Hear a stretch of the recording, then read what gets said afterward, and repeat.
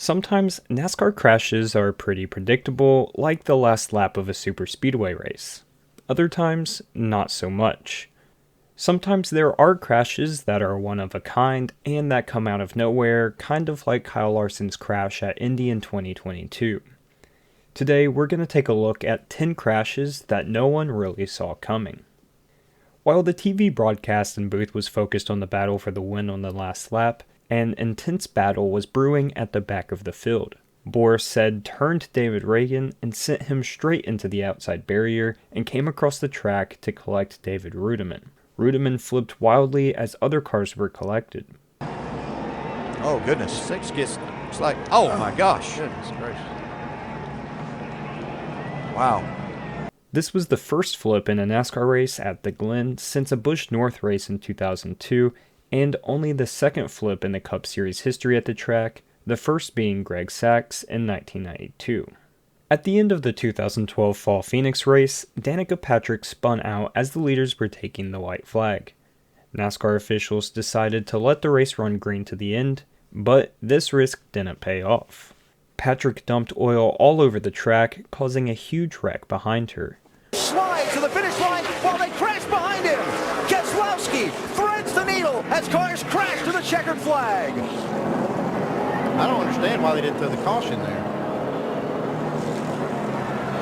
Paul Menard, Kurt Busch, and Ryan Newman all completely destroyed their cars coming across the finish line. Very fortunate that he got back there without more damage and, wow, some hard hits right here. Look at Danica. Took right there.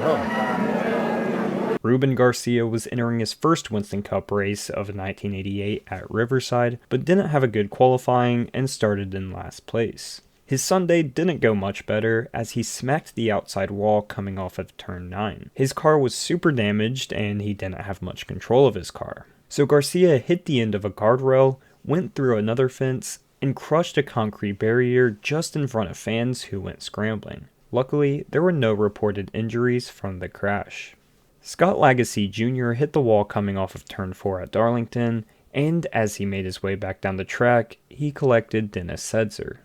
Then, out of nowhere, Johnny Chapman flew into the picture and hit the rear of Setzer's car.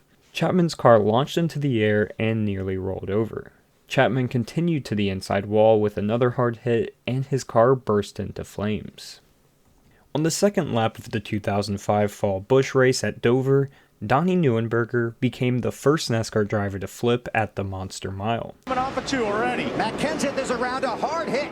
Kenseth took a hard hit. It's on the other head. Donnie Neuenberger in 52 goes tumbling down the backstretch and then in the inside wall. Paul Menard barely touched Matt Kenseth exiting turn 2. It appeared that Kenseth had it saved, but he overcorrected and spun to the inside of the track. Back where Donnie was, a couple of cars in middle of the pack reacted to the wreck in front of them and started wrecking. Donnie had no time to react and used a couple of cars as a ramp to start flipping. He did one complete roll and landed back on his wheels. In this day and age, you could argue that any flip on an intermediate track is unexpected, but Chris Buescher's wild ride was much different than a typical intermediate track flip. Suarez, and he gets pounded. Dang it. Oh, Buescher's upside down. I think he hooked a drain. This wreck seemed to be a routine multi-car pileup, but instead, Chris Buescher's right front wheel was squeezed between the grass and Buescher's underbody, and it popped him up and sent him tumbling down the infield. What made this crash even more unexpected was the fact that the crash seemed to be pretty much over when this happened. Dale Jarrett suffered a blown engine and immediately started pumping smoke across the track. Looks like the engine has gone away. A big crash up in turn 2. Just a big crash. Must be oil from there. And Elliott is involved again in the car. Has flame coming from it. Behind him, Kyle Petty spun and collected Bill Elliott. Elliott had a nasty hit with the outside wall. Initially, it was assumed that oil was laid down from Jarrett's problems. However, the booth later clarified that there was no oil and Petty must have spun from reacting to the smoke in front of him. As the field started to come across the finish line for the end of Stage 2, Austin Dillon and Brad Keselowski made contact after they had finished the stage.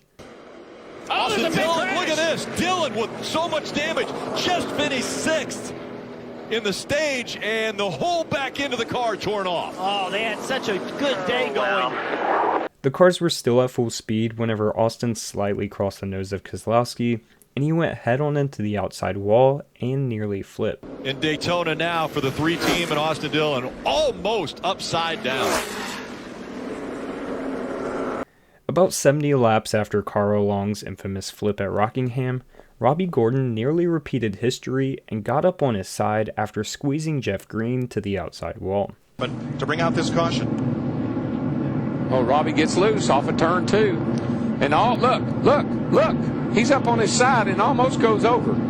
That's on the exit of DW's hot spot. That's it. Well, it's that transition there. There's a little hump there that just kind of throws the car sideways. Gordon then slid to the inside wall and bounced off of it. It's one thing for one car to get up on its side, but for another car just 70 laps later in the same race, now that's unexpected. The 2004 season was one to forget for Gordon after his 2-win 2003 campaign, and it was poor enough for him to lose his ride after the season.